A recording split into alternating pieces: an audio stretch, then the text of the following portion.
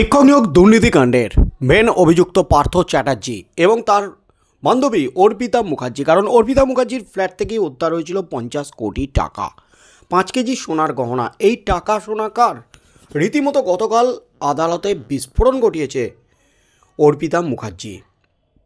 নিজেকে বাঁচাতে রীতিমতো বিস্ফোরক দাবি করেছেন অর্পিতা মুখার্জি। একের পর এক বিস্ফোরণ। তার মধ্যেই কিন্তু গত বছর 25শে ডিসেম্বরের আগে পার্থ চ্যাটার্জির সাথে আদালতে দেখা হয়েছিল ভার্চুয়ালি অর্পিতা মুখার্জির। সেখানে কিন্তু গোটা রাজ্যবাসী দেখেছিল কিভাবে দুজনের মধ্যে প্রেম বিনিময় করেছিলেন। তবে তার 1 বছর পর আদালতে ফের দেখা পার্থ অর্পিতার। তবে এমন দিনে দেখা যেদিন চার্জ গঠন হচ্ছে, বিচার প্রক্রিয়া শুরু হচ্ছে পার্থ অর্পিতার। তবে আদালতে পার্থ অর্পিতার দেখা হতেই কিন্তু তোলপাড়। ফের দেখা পার্থ অর্পিতার। তারপর আদালতে যা ঘটল তা দেখেই কিন্তু হতভম্ব একেবারে সকলে। নিয়োগ দুর্নীতি মামলায় নাম জড়ানোর পর থেকেই বিগত 2 বছর ধরে জেলবন্দি রয়েছেন রাজ্যের প্রাক্তন শিক্ষামন্ত্রী পার্থ চ্যাটার্জি। যোগ্য প্রার্থীদের বঞ্চিত করে অযোগ্য প্রার্থীদের চাকরি দেওয়ার নামে গোটা সমাজের শিক্ষা ব্যবস্থাকে ধ্বংস করেছেন তিনি। রাজ্যের প্রাক্তন মন্ত্রীর জামিনের আবেদন খারিজ করে এমনটাই জানিয়েছে কলকাতা হাইকোর্টের বিচারপতি তপব্রত চক্রবর্তী। যদিও ইতিমধ্যে এই মামলায় জামিন মঞ্জুর হয়েছে পার্থ ঘনিষ্ঠ অর্পিতা মুখার্জির। নিয়োগ মামলায় অর্পিতার নাম জড়ানোর পর রাজ্য রাজনীতিতে তাদের নিয়ে কম চর্চা হয়নি। অবশেষে আবার দেখা হতে চলেছে এই চর্চিত জুটির। নিয়োগ দুর্নীতি মামলায় আদালতে হাজিরা দিতে গিয়েছিলেন পার্থ চট্টোপাধ্যায়, অর্পিতা মুখোপাধ্যায়রা।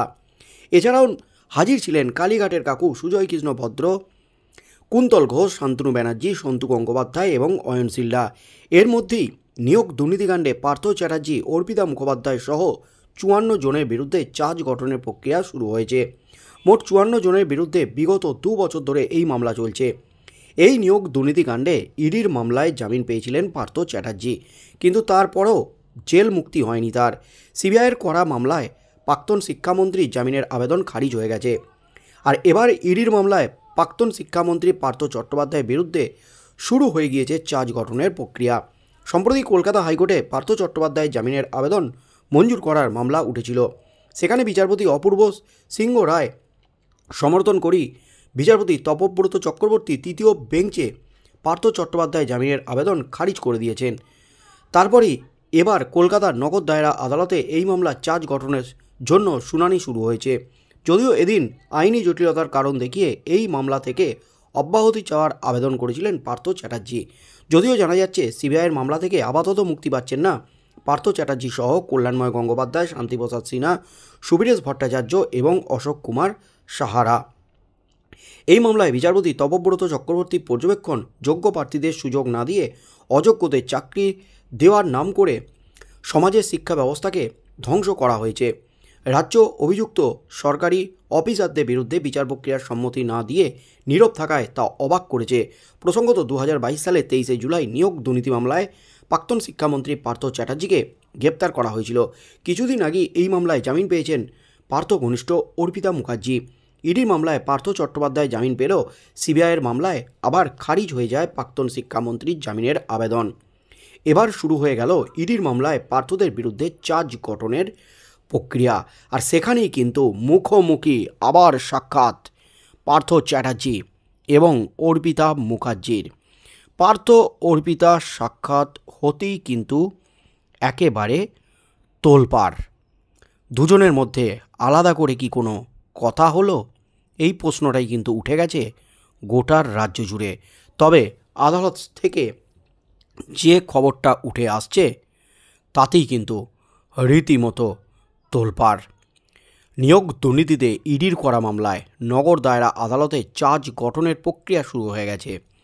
আর এই চার্জ গঠনের জেরই আদালতে হাজিরা দিয়েছিলেন পার্থ চট্টোপাধ্যায় এবং অর্পিতা মুখোপাধ্যায়। ইডির করা মামলায় পার্থ অর্পিতা সহ 54 জনের বিরুদ্ধে চার্জ গঠন হয়েছে।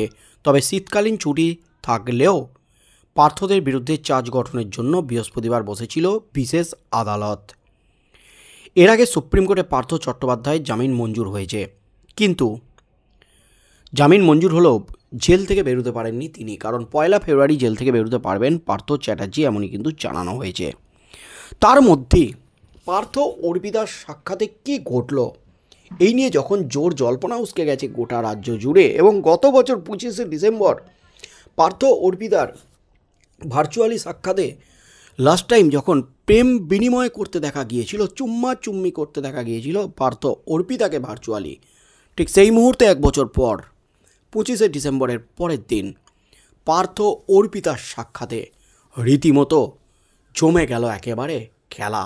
অর্পিতা মুখার্জি নিজেকে বাঁচাতে একেবারে ইডির কাছে বিস্ফোরণ ঘটালেন। তিনি স্পষ্ট বললেন, ওই টাকা আমার নয়, যে 50 কোটি টাকা উদ্ধার হয়েছে ওই টাকা সম্পূর্ণ পার্থ চ্যাটার্জির। পার্থ চ্যাটার্জি জানে ওই টাকা সে কোথা থেকে পেয়েছে, এই টাকার উৎস কী। এমনকি আমার নামে একাধিক ব্যাংক অ্যাকাউন্ট খুলে সেই ব্যাংক অ্যাকাউন্টগুলি ব্যবহার করত, নিয়ন্ত্রণ করত পার্থ চ্যাটার্জি, মূলত কালো টাকা সাদা করতে। কোটি কোটি টাকা আমার নামে বিনিয়োগ করত পার্থ চ্যাটার্জি, আমার নামে ভুয়ো অ্যাকাউন্ট খুলে, এমনই কিন্তু বিস্ফোরক দাবি করেছেন আদালতে অর্পিতা মুখার্জি চার্জ গঠনের দিনই। কারণ সমস্ত অভিযুক্তদের নিজেদের বক্তব্য কী তা জানানোর জন্য বলেছিলেন, সময় দিয়েছিলেন বিচারক, আর সেখানেই কিন্তু ইডির কাছে বিস্ফোরণ ঘটিয়েছেন অর্পিতা মুখার্জি। ইডি একেবারে আদালতে বিস্ফোরণ ঘটিয়েছেন, অর্থাৎ পার্থ অর্পিতার মুখোমুখি সাক্ষাৎ হলেও তাদের দুজনের মধ্যে কোনো কথা হলো না। অর্পিতা মুখার্জি স্পষ্ট বলেছেন, আমি এতদিন ভয়ে কিছু বলতে পারিনি, আমার মায়ের নিরাপত্তার এবং আমার নিরাপত্তার কথা ভেবে। এবং তিনি এটাও জানিয়েছেন, পার্থ চ্যাটার্জি যদি জামিন পেয়ে যায় তাহলে কিন্তু আমি নিরাপত্তাজনিত কারণে ভুগব, কারণ আমি ভয়ে ভয়ে আছি, আমার ক্ষতি করে দিতে পারে, এমনই কিন্তু বিস্ফোরক দাবি করেছেন অর্পিতা মুখার্জি।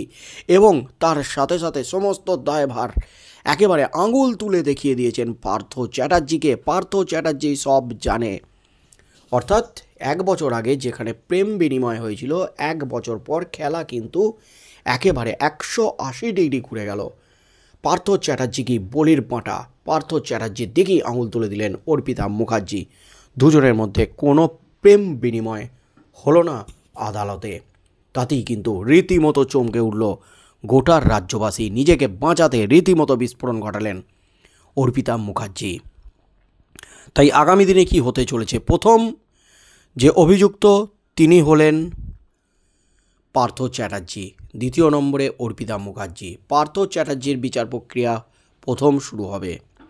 জেল থেকে কি বেরোতে পারবেন পার্থ চ্যাটার্জি, নাকি তিনি দোষী সাব্যস্ত হবেন? তবে ইডির হাতে, সিবিআইয়ের হাতে যে সমস্ত তথ্য প্রমাণ আছে এবং অভিযুক্তরা যে সমস্ত বয়ান দিয়েছেন, তাতে কিন্তু পার্থ চ্যাটার্জির জেল মুক্তি যে সম্ভব নয়, এমনই কিন্তু মনে করছেন ওয়াকিবহল মহল। তবে আগামী দিনে আদালতে কি হতে চলেছে বিচার প্রক্রিয়ায়, সেদিকেই চোখ থাকবে গোটা রাজ্যের।